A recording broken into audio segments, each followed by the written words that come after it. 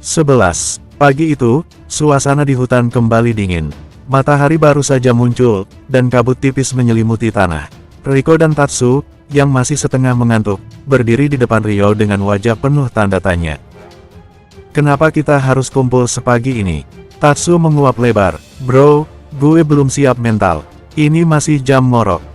Ryo hanya tersenyum samar. Hari ini kalian akan menghadapi ujian yang berbeda. Sesuatu yang gak cuma butuh fisik, tapi juga otak. Tatsu langsung panik. Wah, kalau otak yang dipakai, gue pas. Pasrah maksudnya. Riko tertawa kecil. Santai, Tas. Mungkin ini semacam teka-teki atau strategi. Benar, sahut Ryo sambil melempar sebuah map tebal ke arah mereka. Kalian akan menjalani misi rahasia di sebuah lokasi tersembunyi. Buka map itu. Misi rahasia. Di dalam map, ada peta yang menunjukkan sebuah tempat di pinggir kota, tepatnya di sebuah gudang tua yang tampak angker. Tatsu langsung bereaksi. Bro, ini setting horor. Iya, gue udah nggak nyaman sama vibes-nya. Lo takut sama hantu? Ejek Riko. Bukan takut, gue cuma menghormati mereka dari jauh, jawab Tatsu sambil melirik map dengan hati-hati. Fokus, kata Ryo tegas. Di sana, kalian akan mencari petunjuk penting. Ada seseorang yang akan menguji kemampuan kalian dalam berpikir dan bertindak cepat. Riko mengangguk serius. Oke, jadi ini bukan cuma soal bertarung, iya. Betul, kata Ryo. Kalian harus siap menghadapi apapun. Perjalanan ke gudang tua. Setelah persiapan singkat, mereka berangkat menuju lokasi dengan sepeda motor. Tatsu, yang duduk di belakang Riko, terus mengoceh sepanjang jalan. Bro, lo yakin ini aman? Gue nggak mau jadi headline berita aneh, dua petarung hilang di gudang misterius. Riko hanya menggeleng. Tas, lo terlalu banyak nonton film. Mereka tiba di depan gudang tua yang terlihat suram. Catnya mengelupas, pintunya berderit, dan angin yang bertiup membuat suasana semakin mencekam. Tatsu menggigil. Ini beneran horor, bro. Gue nyerah. Gue tunggu di motor aja. Nggak ada tunggu-tunggu. Lo ikut masuk, kata Riko sambil menarik Tatsu ke dalam. Ujian pikiran. Di dalam, mereka disambut oleh seorang pria tua berambut putih dengan jubah panjang. Wajahnya serius, tapi ada kilatan humor di matanya. Selamat datang, katanya dengan suara berat. Nama gue Master Akira. Hari ini kalian akan diuji dengan teka-teki yang menentukan nasib kalian. Tatsu langsung pucat. Teka-teki. Aduh, gue alergi teka-teki. Master Akira tersenyum tipis. Tenang, ini lebih sederhana dari yang kalian pikirkan. Tapi waktu kalian terbatas. Riko mengangguk. Apa yang harus kami lakukan, Master? Master Akira menunjukkan 3 kotak besar dengan simbol aneh di atasnya. Di dalam salah satu kotak ini, ada kunci yang akan membuka pintu keluar. Kalian harus memilih dengan benar.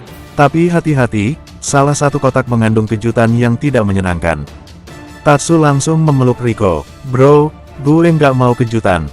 Gue trauma sama kotak kado ulang tahun yang meledak. Riko mengabaikan ocehan Tatsu dan mulai mempelajari simbol-simbol itu. Setelah beberapa menit berpikir, dia menunjuk kotak di tengah. Kenapa yang itu? Tanya Tatsu dengan ragu. Feeling, jawab Riko santai.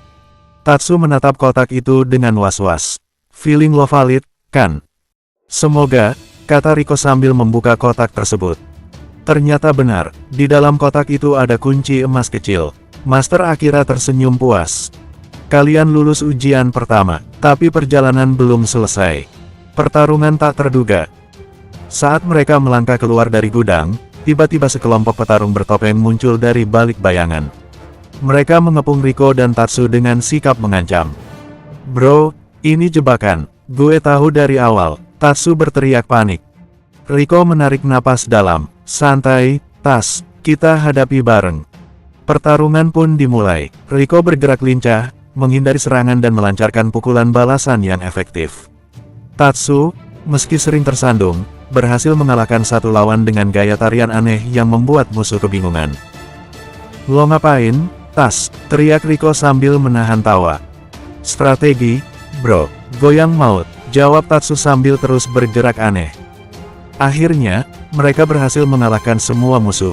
Master Akira muncul kembali, memberi anggukan hormat. Kalian telah membuktikan diri. Teruslah berlatih dan jangan pernah meremehkan kekuatan pikiran. Tatsu terengah-engah. Gue nggak cuma pakai pikiran, tapi juga hati dan kaki gue yang pegal. Kembali ke markas. Saat perjalanan pulang, Tatsu duduk dengan wajah puas. Bro, kita keren banget. Kita kayak duo legendaris. Riko tertawa. Iya, legendaris karena logo yang aneh tadi. Namanya inovasi, bro. Jangan meremehkan seni bertarung kreatif, jawab Tatsu dengan bangga. Mereka kembali ke markas dengan semangat baru, siap menghadapi tantangan berikutnya. Sementara itu, Ryo sudah menunggu dengan rencana latihan berikutnya yang pastinya lebih ekstrim. Selamat datang kembali, kata Ryo. Besok kita mulai tahap baru. Tatsu langsung berbaring di lantai. Gue butuh liburan, bro. Riko hanya tersenyum. Nggak ada libur, Tas. Kita petarung sejati. Bersambung. 12. Pagi yang cerah di markas terasa seperti jebakan. Riko dan Tatsu berdiri di depan Ryo, yang mengenakan kaos dengan tulisan besar, Pain is temporary, Victory is forever. Tatsu menatap tulisan itu dengan ekspresi datar. Ryo, lo tahu nggak? Gue nggak butuh motivasi pagi.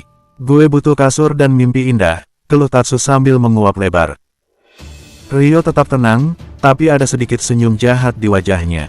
Hari ini latihan spesial, namanya pelatihan neraka. Tatsu menelan ludah. Kenapa namanya serem banget, sih? Nggak ada pelatihan surga gitu. Surga buat yang lulus, jawab Ryo singkat. Riko mencoba tetap optimis. Apa yang harus kita lakukan, Ryo? Ikuti gue, jawab Ryo sambil berjalan menuju lapangan yang telah dipenuhi berbagai alat latihan yang terlihat lebih seperti alat penyiksaan zaman kuno. Ada ban besar, tali raksasa, hingga kolam lumpur yang berbau mencurigakan. Tatsu langsung mundur beberapa langkah. Bro, ini kayak gladiator. Gue nggak siap. Mulai sekarang, perintah Ryo tanpa memberi waktu berpikir. Tantangan 1, lari menghindari ban guling. Tantangan pertama adalah berlari menghindari ban truk besar yang digulingkan dari atas bukit. Riko dan Tatsu harus berlari menuruni bukit sambil menghindari ban tersebut. Ban segede gitu, serius, Ryo, teriak Tatsu panik. Ryo hanya mengangguk. Kalau kena, ya salah sendiri. Riko berusaha fokus. Ayo, Tas, kita bisa. Ban pertama mulai berguling. Riko melompat dan berguling ke samping, menghindarinya dengan elegan. Tatsu, di sisi lain, berteriak sambil berlari zigzag. Bro, gue nggak mau mati konyol begini, teriak Tatsu sambil terjatuh di semak-semak. Riko membantu Tatsu berdiri. Tas, lo harus fokus. Ini baru tantangan pertama. Fokus, gue malah trauma. Tantangan 2, tali raksasa dan kolam lumpur. Tantangan berikutnya adalah memanjat tali raksasa di atas kolam lumpur yang terlihat lebih menyeramkan daripada ban tadi. Riko berhasil naik dengan cepat, tapi Tatsu malah tergantung di tengah-tengah, berayun-ayun seperti binatang. Bro, gue stuck. Tali ini nggak bersahabat sama gue. Lo harus naik atau jatuh, kata Ryo dari bawah. Tatsu menatap kolam lumpur dengan ngeri. Jatuh bukan pilihan. Dengan segenap tenaga dan banyak jeritan dramatis, Tatsu akhirnya berhasil naik. Tapi saat turun, dia terpeleset dan jatuh ke kolam lumpur. Riko tertawa keras. Tas, lo kayak monster lumpur sekarang. Tatsu mendengus. Monster lumpur yang butuh mandi. Segera. Tantangan 3, duel melawan Ryo. Ryo memberikan kejutan terakhir, duel 1 lawan 1 melawan dirinya. Riko maju lebih dulu, mencoba segala teknik yang dia pelajari. Namun, Ryo terlalu cepat dan terlalu kuat, membuat Riko kewalahan. Bagus, Riko, lo udah lebih cepat, tapi masih kurang cerdas, kata Ryo sambil menghindari serangan. Giliran Tatsu, yang langsung melangkah mundur. Bro, gue nggak yakin ini fair. Ryo hanya tersenyum. Fair atau enggak, lo harus bertarung. Tatsu mencoba menyerang dengan gaya tarian aneh lagi, tapi Ryo dengan mudah menangkap gerakannya dan menjatuhkannya ke tanah. Lo nggak bisa ngandelin goyang aneh terus, Tas, kata Ryo sambil membantu Tatsu berdiri. Tatsu menghela napas panjang. Gue butuh strategi baru, dan mungkin pelatih pribadi. Makan malam dan ramen rasa kekalahan. Setelah pelatihan selesai, mereka kembali ke markas. Tatsu langsung menuju dapur dan mulai memasak ramen instan. Tapi, entah kenapa, rasanya tidak seperti biasanya. "Bro, ini ramen kenapa rasanya kayak kekalahan?" tanya Tatsu sambil mengaduk-aduk mangkuknya. Riko tertawa, "Mungkin itu efek dari latihan tadi." "Latihan bikin lidah gue trauma juga, iya." Rio datang dan duduk di meja. "Latihan hari ini berat, tapi kalian lulus. Besok, kita mulai tahap baru, strategi bertarung yang lebih cerdas." Tatsu menghela napas. "Besok, gue bahkan belum sembuh dari latihan hari ini." "Petarung sejati nggak pernah berhenti belajar," jawab Rio dengan tenang. Riko mengangguk. "Gue siap, ayo, Tas, kita harus terus maju." Tatsu menggerutu, tapi akhirnya tersenyum. "Oke, bro, tapi besok, gue yang pilih menunya. Nggak ada lagi ramen rasa kekalahan." Mereka tertawa bersama, menikmati momen santai setelah hari yang melelahkan. Meski tantangan semakin berat, persahabatan dan humor tetap menjadi kekuatan terbesar mereka. Dan di kejauhan, bayangan turnamen besar mulai mendekat, membawa janji petualangan baru yang lebih menantang. Bersambung 13. Keesokan harinya, suasana di markas terasa lebih santai, tapi Riko dan Tatsu tahu bahwa santai dalam kamus Rio berarti sesuatu yang mencurigakan. Mereka berkumpul di halaman belakang, di mana Rio sudah menyiapkan papan tulis besar dengan diagram yang terlihat seperti rencana penyerbuan markas. "Alien." Tatsu menggaruk kepala. "Rio, ini latihan atau kita ikut audisi film CV?" Rio melirik Tatsu sekilas. "Ini strategi bertarung. Kalau kalian mau menang di turnamen nanti, otak kalian harus secerdas otot kalian." Riko mengangguk serius, sementara Tatsu tampak setengah mengerti. "Strategi nomor 1, lanjut," Rio sambil menuliskan kata besar di papan, "kejar tunda pukul." "Kejar tunda pukul," ulang Tatsu dengan alis terangkat. "Itu kayak strategi ngejar diskon tapi nggak jadi beli." Rio menahan tawa. "Bukan, Tas, ini tentang mengecoh lawan. Lo buat mereka berpikir lo mau menyerang, tapi lo tunda, bikin mereka lengah, lalu pukul dengan timing yang pas. Jadi, kita main drama gitu." Tatsu mulai tertarik. "Gue bisa jadi aktor. Gue udah latihan nangis kalau nggak dapat uang kembalian di warung." Riko tertawa kecil. "Kayaknya lo berbakat di bagian drama, Tas." "Lanjut," Rio berkata dengan nada tegas. "Strategi nomor 2, serangan combo tipuan." Tatsu langsung menimpali. "Gue tahu ini, kayak combo cheat di game, kan? Pencet-pencet tombol acak." Rio menghela napas. "Bukan, ini tentang membuat lawan bingung dengan serangan beruntun yang seolah-olah nggak terarah, padahal lo sudah rencanakan." Riko mencoba membayangkan. "Jadi, kita kayak ngelempar serangan yang bikin lawan bingung, lalu ngasih pukulan penentu." "Persis," jawab Rio sambil tersenyum. "Latihan kita hari ini akan fokus kedua strategi itu. Latihan drama dan combo." Latihan dimulai dengan simulasi kejar tunda pukul. Riko dengan mudah menguasai tekniknya, bergerak maju mundur seperti tarian anggun. Tatsu, di sisi lain, tampak lebih seperti orang bingung mencari pintu keluar di mall. "Bro, gue malah pusing sendiri," keluh Tatsu sambil mengusap keningnya. "Lo harus sabar, Tas," ujar Riko sambil memperagakan gerakannya lagi. "Ini soal tempo." "Sabar, gue cuma buat antrian makanan," gumam Tatsu, tapi dia tetap mencoba lagi. Setelah beberapa kali gagal, akhirnya Tatsu menemukan ritmenya. Sayangnya, di percobaan terakhir, dia terlalu bersemangat dan malah tersandung kakinya sendiri. "Ini baru namanya drama," ujar Rio sambil menahan tawa. "Gue sengaja," kata Tatsu sambil berdiri dengan ekspresi percaya diri palsu. "Biar lo semua terhibur." Latihan berlanjut dengan combo tipuan. Riko dan Tatsu saling berhadapan, mencoba mengelabui satu sama lain. Di tengah-tengah latihan, Tatsu tiba-tiba berteriak, "Lihat, ular," sambil menunjuk ke belakang Riko. Riko otomatis menoleh, dan saat itu pula Tatsu melancarkan pukulan palsu, diikuti dengan serangan beneran yang sukses kena. "Bro, itu curang," protes Riko sambil mengusap lengannya. "Strategi, bro, combo tipuan," Tatsu menyeringai lebar. Rio mengangguk puas. "Bagus, Tas, lo akhirnya ngerti. Misi di pasar malam." Setelah latihan, Rio memberi mereka tugas tambahan, menyusup ke sebuah pasar malam dan mengambil sesuatu dari salah satu pedagang misterius di sana. Pasar malam, gue suka nih, kata Tatsu bersemangat. Makanan, game, dan apa lagi, Rio? Ini bukan buat jalan-jalan, Tas, kata Rio tegas. Kalian harus mengambil kotak kecil dari pria tua berjenggot putih. Tapi hati-hati, banyak orang di sana yang mungkin menghalangi. Malamnya, mereka tiba di pasar yang penuh warna dan ramai. Lampu-lampu berkelap-kelip, musik tradisional bercampur dengan suara anak-anak bermain. Bro, gue lapar, ujar Tatsu begitu mereka masuk. Gimana kalau kita makan dulu? Kotaknya dulu, makan nanti, jawab Riko sambil memandang sekeliling. Mereka menemukan pria tua berjenggot putih yang dimaksud. Pria itu duduk di bawah lampion merah besar, dengan kotak kecil di depannya.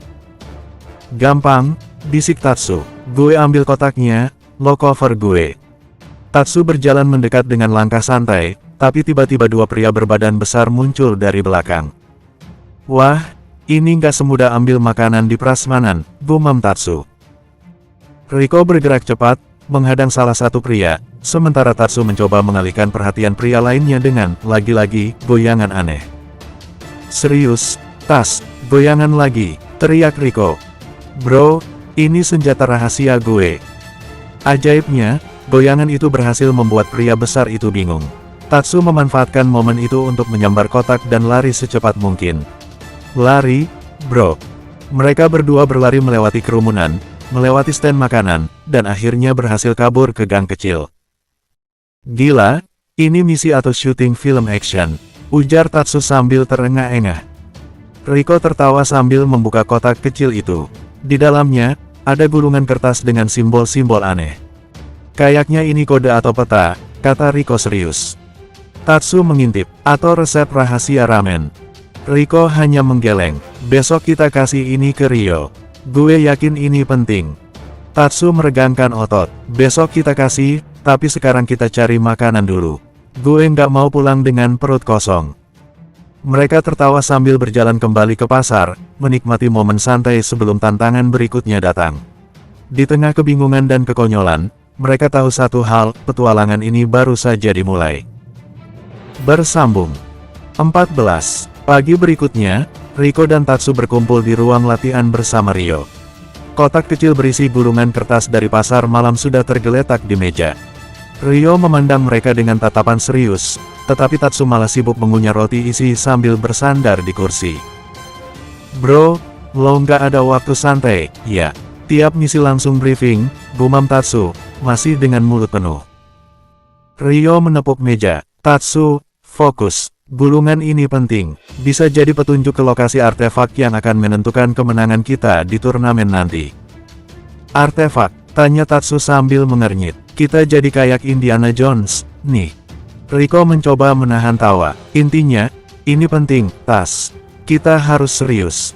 Rio membuka gulungan dan menunjukkan peta kasar dengan simbol-simbol aneh.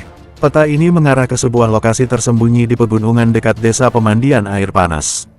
Kalian harus pergi ke sana dan menemukan benda yang ditunjukkan oleh simbol ini. Tatsu langsung semangat mendengar kata pemandian air panas. White, pemandian air panas. Bro, kenapa lo nggak bilang dari awal? Gue udah siap. Rio menghela napas panjang. Fokus, Tas. Ini misi, bukan liburan. Perjalanan ke pegunungan. Beberapa jam kemudian, mereka berdua sudah dalam perjalanan menuju pegunungan. Sepanjang perjalanan, Tatsu tak henti-hentinya mengoceh tentang betapa nikmatnya berendam di air panas setelah semua latihan gila yang mereka jalani. Gue udah bisa bayangin, bro. Air panas, pemandangan gunung, dan kalau beruntung, ada makan malam enak, kata Tatsu dengan mata berbinar. Jangan kebanyakan ngimpi, Tas. Kita di sini buat misi, balas Riko sambil memeriksa peta. Perjalanan mendaki cukup menantang, dengan jalan setapak yang sempit dan batuan licin. Tatsu, seperti biasa, mengeluh setiap beberapa meter. Bro, gue butuh snack. Lo bawa nggak? Riko menggeleng. Kita butuh stamina, bukan ngemil. Apa bedanya? Snack itu sumber energi, bro. Setelah beberapa jam mendaki dan banyak keluhan dari Tatsu, mereka akhirnya tiba di desa kecil di kaki gunung. Desa itu tampak tenang, dengan asap tipis mengepul dari berbagai pemandian air panas alami yang tersebar di sekitar. "Gue udah cinta tempat ini," kata Tatsu sambil menghirup udara segar. Seorang pria tua, berpakaian tradisional, menyambut mereka. "Kalian datang untuk mencari yang tersembunyi, bukan?" Riko dan Tatsu saling pandang. "Benar, Pak, kami mencari sesuatu yang ada di peta ini," jawab Riko sambil menunjukkan gulungan. Pria tua itu mengangguk. "Kalian harus melewati ujian di pemandian.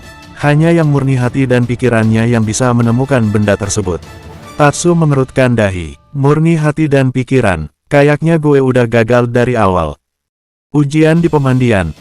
Mereka diarahkan ke sebuah pemandian besar dengan batu-batu hitam mengelilinginya. Airnya berwarna kehijauan dan memancarkan aroma herbal yang menenangkan. "Gue nggak percaya ini ujian," bisik Tatsu sambil melepas sepatu dan mencelupkan kaki ke air. "Ini lebih kayak hadiah." Begitu mereka masuk ke air, sesuatu yang aneh terjadi. Air mulai beriak, dan kabut tebal menyelimuti pemandian. Tiba-tiba, sosok-sosok bayangan muncul dari kabut, menyerupai mereka sendiri. "Riko, lo lihat itu." Tatsu menunjuk bayangan dirinya yang tersenyum aneh. "Kayaknya ini ujian kita," jawab Riko, mulai waspada. Bayangan-bayangan itu menyerang tanpa peringatan. Riko langsung bertarung dengan versi dirinya yang lebih cepat dan licin, sementara Tatsu menghadapi bayangan yang terus-menerus mengejeknya dengan goyangan aneh yang mirip dengan gayanya sendiri.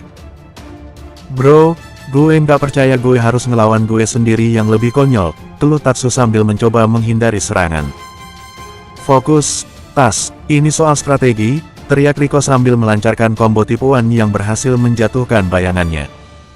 Tatsu mencoba mengingat strategi latihan mereka. Dia berpura-pura terpeleset, membuat bayangannya lengah, lalu melancarkan serangan mendadak. Bayangan itu menghilang, dan kabut mulai menipis. Pria tua itu muncul kembali. "Kalian lulus. Benda yang kalian cari ada di balik batu besar di sana." Mereka berjalan menuju batu besar dan menemukan sebuah kotak kayu dengan ukiran kuno. Di dalamnya, ada sebuah liontin dengan batu biru bercahaya. "Ini artefaknya?" tanya Tatsu sambil memegang liontin itu. "Ya, dan itu akan membantu kalian di turnamen nanti," jawab pria tua itu. Tatsu tersenyum lebar. "Oke, misi selesai. Sekarang kita bisa berendam santai, kan?" Riko hanya tertawa. "Kali ini, gue setuju." Mereka menghabiskan sisa malam dengan berendam di pemandian, menikmati ketenangan sebelum kembali menghadapi tantangan besar berikutnya. Meski ujian di pemandian cukup aneh, mereka tahu bahwa petualangan ini masih jauh dari selesai. Turnamen besar menanti, dan dengan artefak di tangan, mereka semakin yakin bisa menghadapi apapun yang datang. Bersambung 15. 2 hari setelah perjalanan mereka ke pemandian air panas, Riko dan Tatsu kembali ke markas dengan semangat baru. Liontin artefak yang mereka bawa kini berada dalam penjagaan ketat Rio. Turnamen besar sudah di depan mata, dan mereka harus siap menghadapi lawan-lawan terkuat dari berbagai kota. Pagi itu, Rio mengumpulkan mereka di aula latihan. Aura tegang terasa di udara, tetapi Tatsu, seperti biasa, tampak santai. "Bro, gue yakin kita menang. Lo lihat otot gue." Tatsu memamerkan bisepnya yang, meski tidak besar, cukup untuk membuat dirinya percaya diri. "Yang dilihat nanti bukan otot, tapi otak lo," balas Riko sambil tertawa kecil. Rio mengetuk papan tulis di depannya, memanggil perhatian mereka. Turnamen ini bukan hanya soal kekuatan fisik. Setiap ronde punya aturan berbeda. Beberapa pertarungan mungkin murni kekuatan, tapi ada juga yang membutuhkan strategi, kerja sama, bahkan kecerdasan. Tatsu langsung menyela. "Kecerdasan? Wah, berarti Riko yang maju duluan. Gue backup aja dari belakang." Rio hanya menatap Tatsu datar. "Tas, lo harus belajar menggunakan apa yang lo punya. Kadang, keanehan lo itu bisa jadi senjata." "Keanehan?" Tatsu mengerutkan dahi. "Maksud lo, gue aneh?" "Bukan aneh dalam arti negatif, Tas," kata Riko sambil menepuk bahunya. "Lo unik. Unik kayak diskon makanan di tanggal tua." Rio menghela napas panjang. "Yang penting, kalian fokus. Turnamen dimulai besok. Istirahat yang cukup dan jangan lupa latihan pernapasan." Hari pertama turnamen.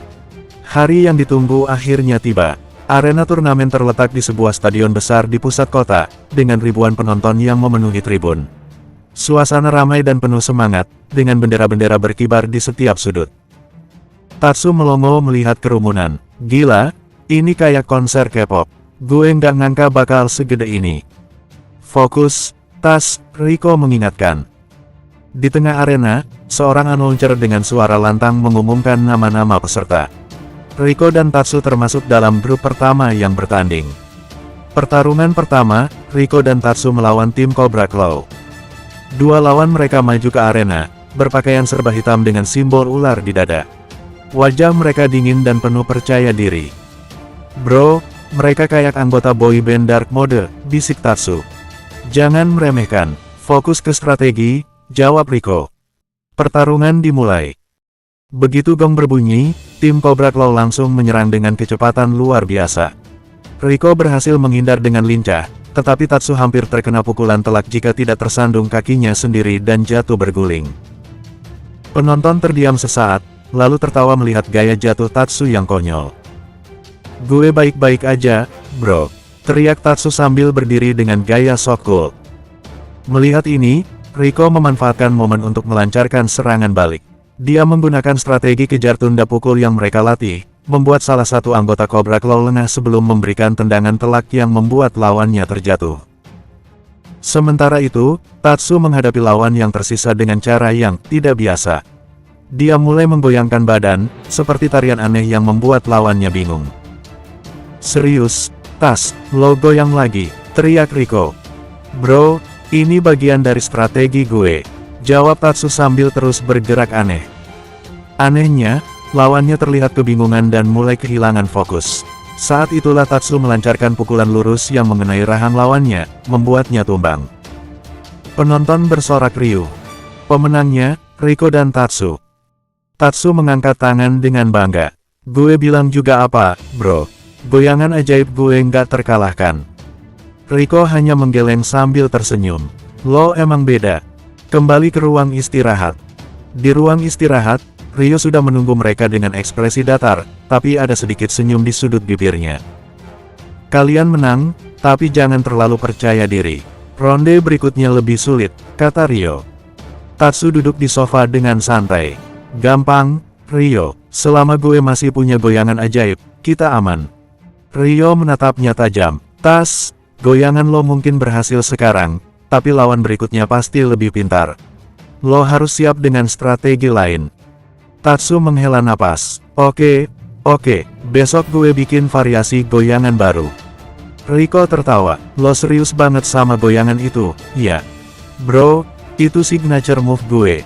Kayak logo di baju brand mahal. Rio menggeleng, tetapi tak bisa menyembunyikan senyum kecilnya. Istirahatlah, besok kalian butuh energi penuh. Dengan semangat yang masih membara dan kekonyolan yang selalu hadir, Riko dan Tatsu tahu bahwa perjalanan mereka di turnamen ini masih panjang.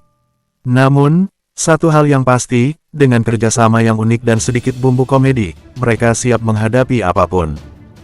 Bersambung 16. Pagi berikutnya, suasana di stadion semakin meriah. Para peserta yang lolos dari ronde pertama tampak lebih siap dan waspada. Riko dan Tatsu, meski berhasil menang kemarin, tahu bahwa tantangan berikutnya tidak akan semudah sebelumnya. Di ruang ganti, Tatsu sibuk memoles strategi baru yang ia sebut goyang ninja. Ia bergerak ke kiri dan kanan dengan langkah aneh yang, menurutnya, terinspirasi dari film kungfu klasik. Bro, lo ngapain? Tanya Riko sambil mengencangkan sarung tinjunya. Gue nyempurnain teknik rahasia, Riko. Kalau kemarin goyangan biasa, sekarang ini level ninja, jawab Tatsu dengan penuh percaya diri. Riko menepuk dahinya. Gue nggak ngerti gimana otak lo bisa kepikiran hal kayak gitu. Tinggal nunggu waktu sampai dunia mengakui, bro. Rio masuk dengan membawa papan strategi. Dengar, ronde kedua ini beda. Kalian harus bertarung sambil melindungi bola emas yang akan digantung di tengah arena. Siapa yang berhasil mempertahankan bola paling lama, dia yang menang. Tatsu langsung melongo. Bola, ini kayak main futsal atau apa? Anggap saja begitu. Tapi kali ini, lo nggak bisa cuma goyang-goyang. Tas, balas Rio dengan nada serius. Challenge accepted. Tatsu mengepalkan tangan, meski Riko hanya bisa menggeleng-geleng. Pertarungan dimulai. Di tengah arena, bola emas tergantung dari tiang tinggi. Lawan mereka kali ini adalah tim bernama Iron Fangs, dua pria kekar dengan armor ringan yang tampak siap bertarung kapan saja.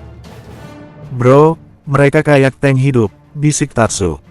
Makanya, kita harus pakai otak, jawab Riko sambil memantau situasi. Gong berbunyi, dan pertarungan dimulai. Riko langsung berlari ke arah bola, tetapi salah satu anggota Iron Fangs menghadangnya dengan tinju besar yang hampir menghantam wajahnya. Tatsu, di sisi lain, mencoba menerapkan goyang ninja. Ia bergerak zigzag, membuat lawan bingung sejenak. "Lo ngapain, Tas?" teriak Riko sambil menangkis serangan. "Distraksi, bro," jawab Tatsu sambil terus bergoyang. Anehnya, strategi itu berhasil lagi.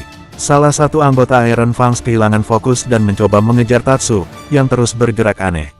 Saat lawan sudah cukup dekat, Tatsu melompat ke sisi lain dan memegang bola emas dengan satu tangan. "Gue dapat, bro," teriaknya dengan bangga.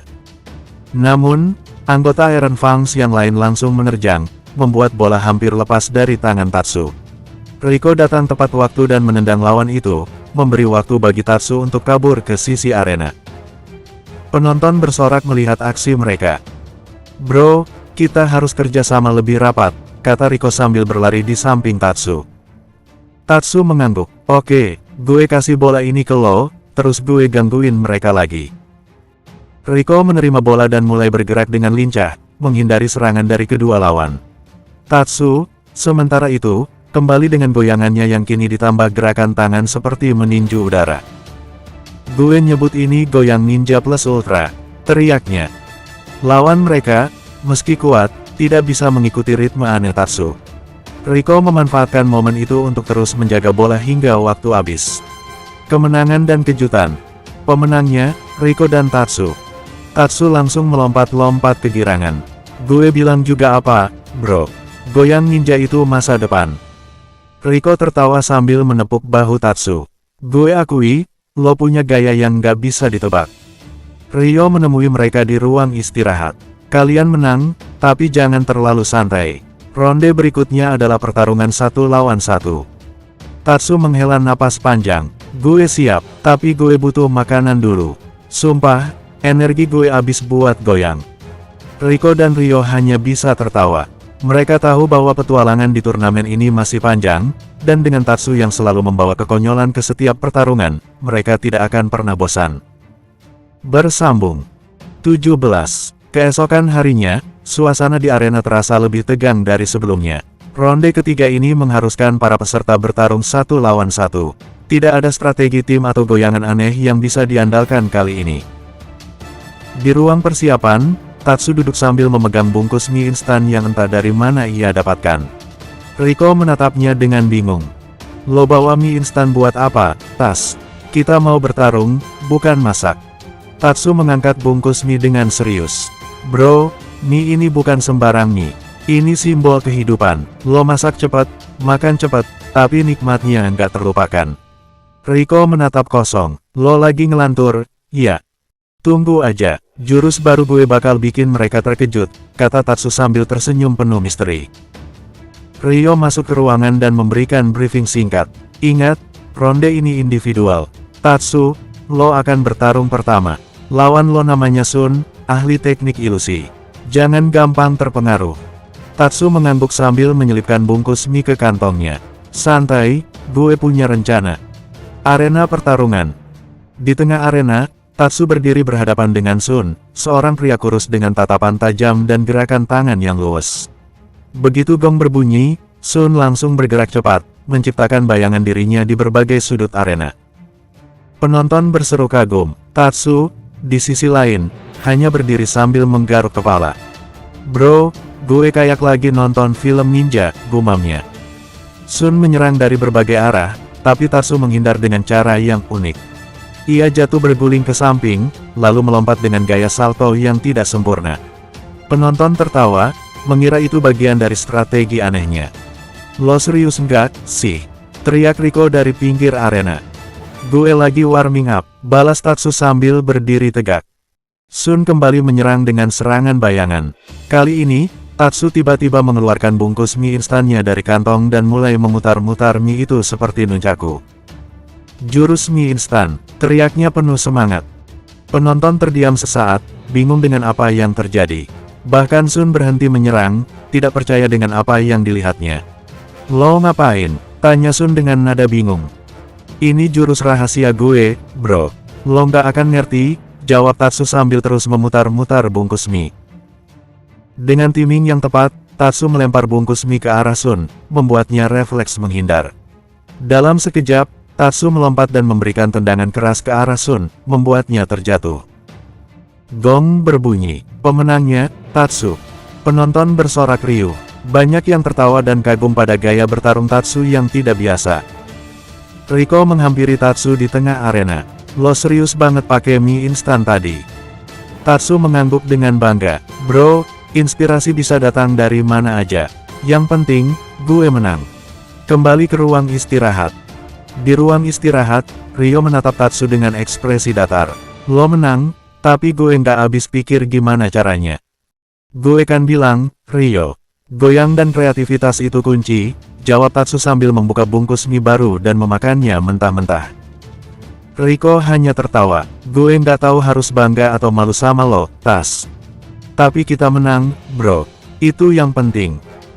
Mereka tahu bahwa pertarungan berikutnya akan lebih sulit, tetapi dengan kombinasi strategi aneh dan kekompakan tim, mereka yakin bisa terus maju. Turnamen masih panjang, dan Tatsu, dengan segala keunikannya, akan selalu menemukan cara untuk membuat semua orang terkejut.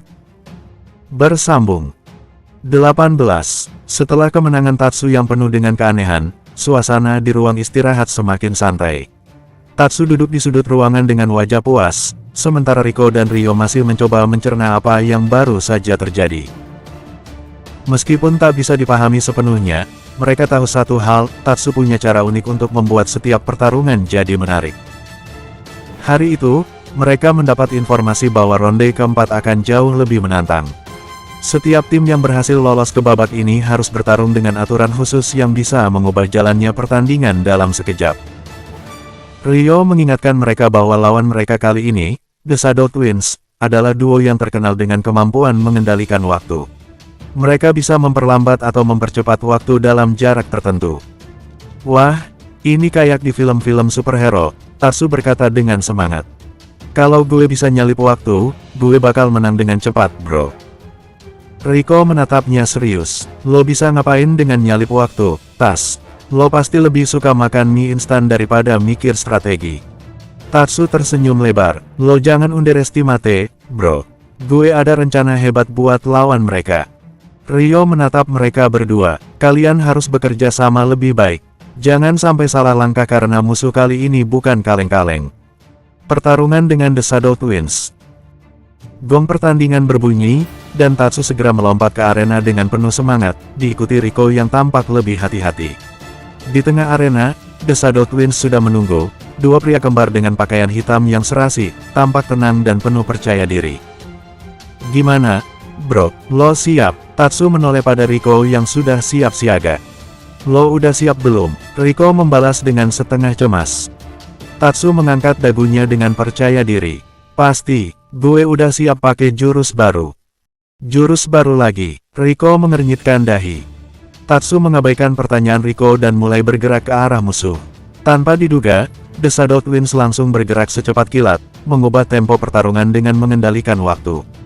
Mereka bergerak sangat cepat, dan dalam sekejap saja, Tatsu dan Riko sudah dikelilingi oleh bayangan mereka sendiri. "Gimana ini?" tanya Riko, mencoba mengamati gerakan musuh. "Gue ada ide," Tatsu berkata penuh semangat, meskipun tubuhnya terhimpit oleh bayangan yang bergerak tak terkendali. Ia mengambil napas dalam-dalam dan, "Jurus super nasi goreng," teriaknya. Riko terkejut. "Masa sekarang lo pakai nasi goreng? Ini bukan waktu buat makan." Tatsu mengabaikan kata-kata Riko. Ia dengan cepat menarik sebungkus nasi goreng dari tasnya, entah kenapa ia selalu membawa nasi goreng kemana-mana. Ia mulai melemparkan nasi itu ke arah salah satu bayangan yang menyerangnya. Dengan gerakan acak, nasi goreng berterbangan di udara, dan saat salah satu bayangan berusaha menghindar, ia terjatuh karena tergelincir oleh nasi goreng yang terjatuh di lantai. Lo serius? Lo kasih nasi goreng ke musuh? Riko bertanya bingung. Apa lo kira nasi goreng cuma buat dimakan? Ini senjata andalan gue, bro. Tatsu menjawab sambil terus melemparkan nasi goreng ke sekitar arena, membuat The Shadow Twins kewalahan. Bayangan mereka mulai kehilangan fokus, dan waktu yang mereka kontrol sedikit goyah. Melihat momen itu, Riko segera beraksi. Ia mengarahkan serangan dengan penuh presisi ke bayangan yang tersisa, akhirnya menghantamnya dengan pukulan telak. Gong pertandingan berbunyi. Pemenangnya, Riko dan Tatsu. Wuh, kita menang lagi. Tatsu berteriak sambil melompat kegirangan, meskipun beberapa butir nasi goreng masih menempel di wajahnya. Kembali ke ruang istirahat.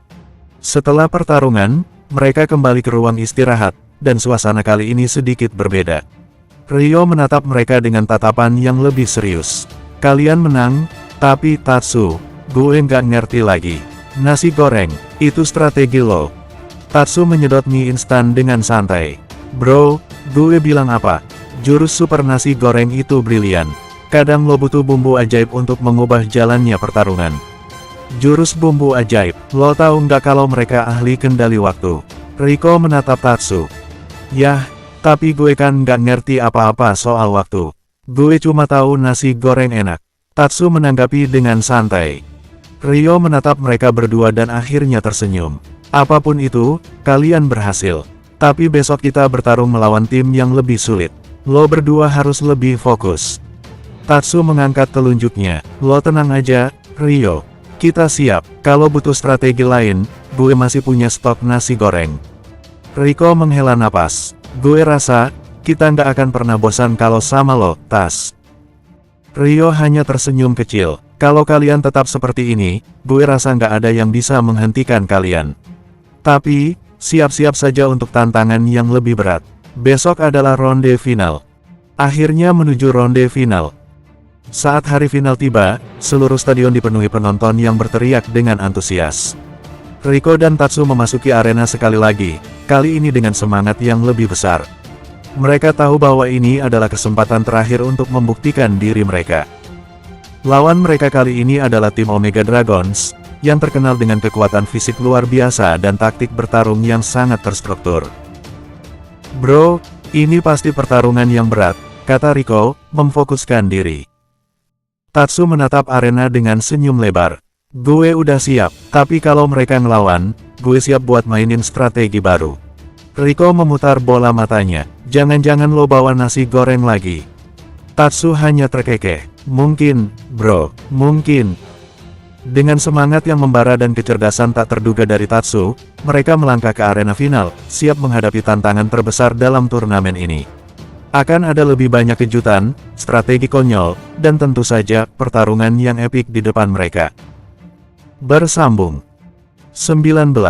Akhirnya, pertandingan final yang dinanti-nanti pun dimulai. Stadion dipenuhi sorakan penonton yang antusias, tak sabar untuk melihat dua tim terakhir bertarung.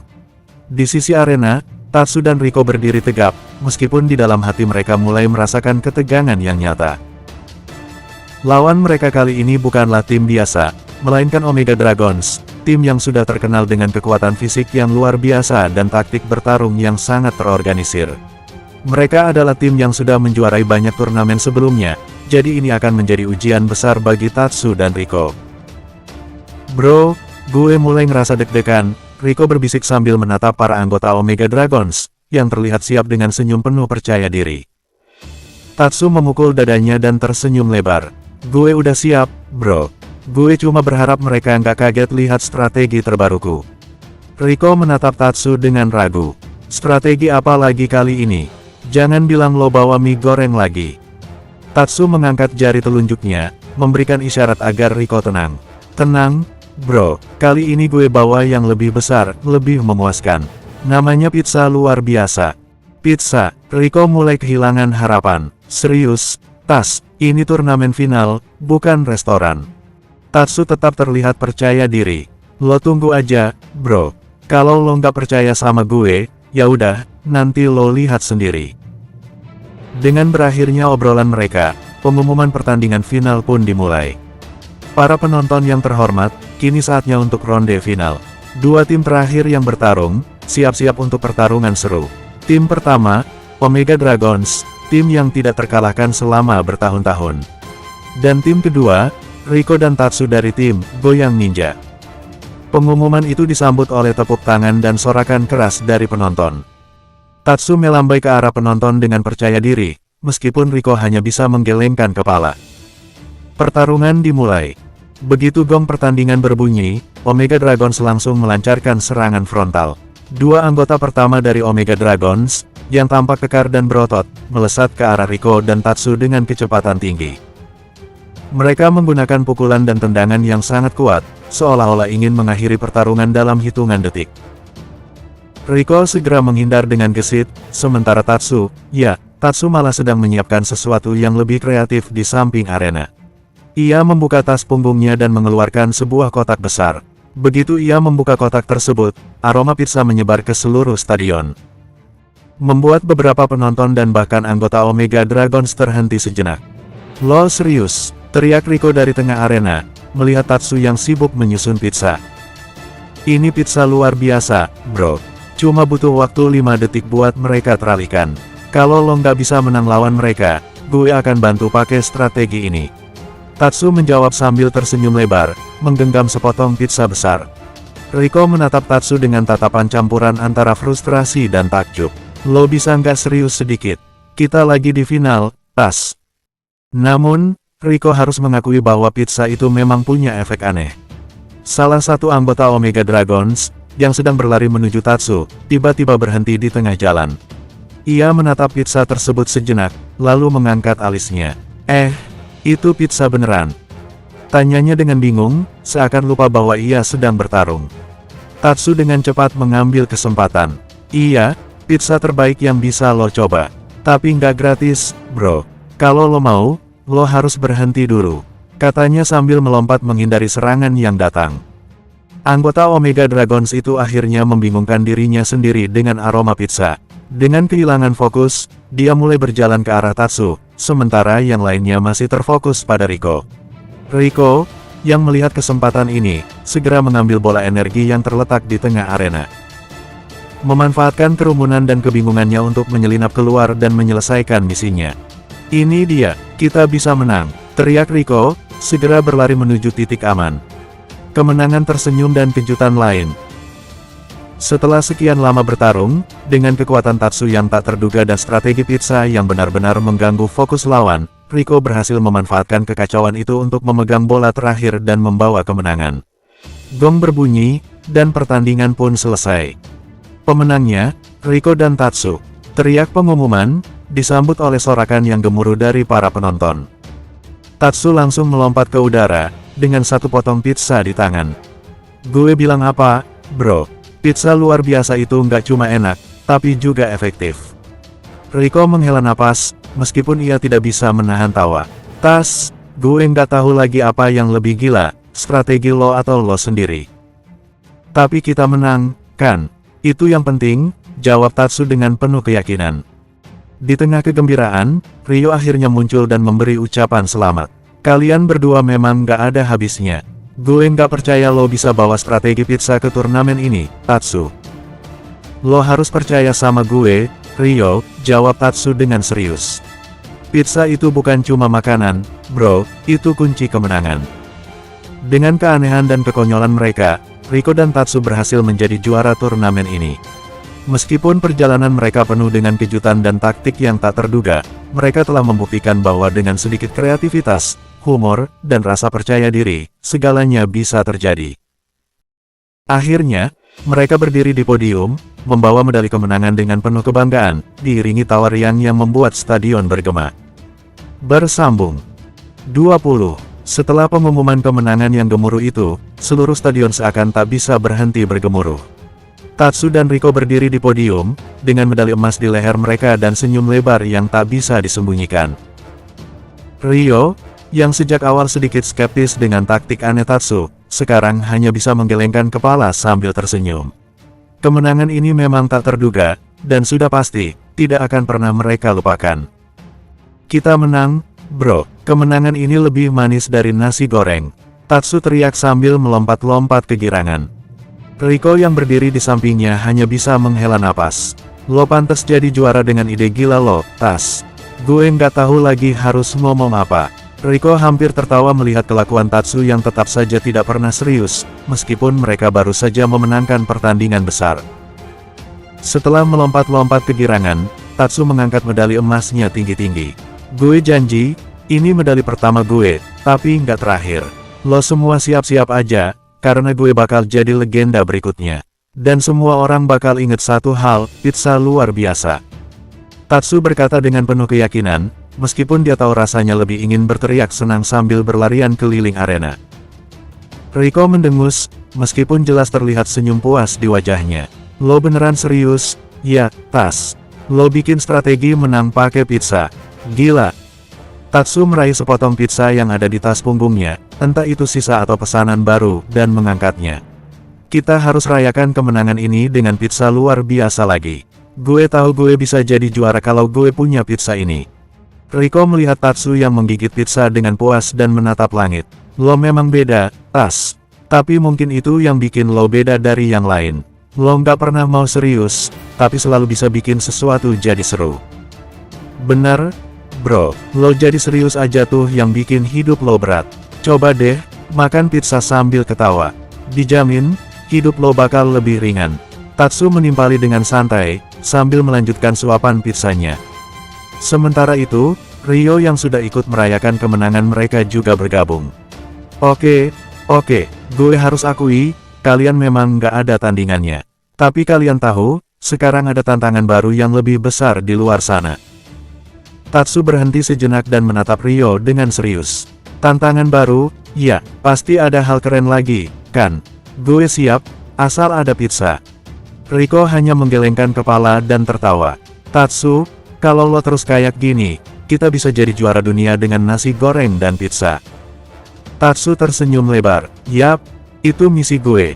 Nasi goreng dan pizza, jurus andalan para juara. Perayaan di kota.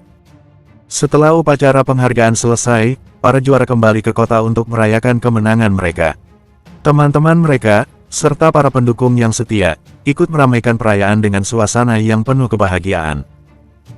Tatsu dan Riko diundang ke sebuah restoran besar yang terkenal dengan hidangan khasnya, dan tentu saja, Tatsu tidak lupa untuk memesan pizza luar biasa sebagai menu utama. Gue bilang apa, pizza selalu jadi kunci sukses. Tatsu berkata dengan bangga, menggigit pizza besar di depan banyak orang. Kalian tahu, kita bisa ngerayain kemenangan ini dengan sesuatu yang lebih besar.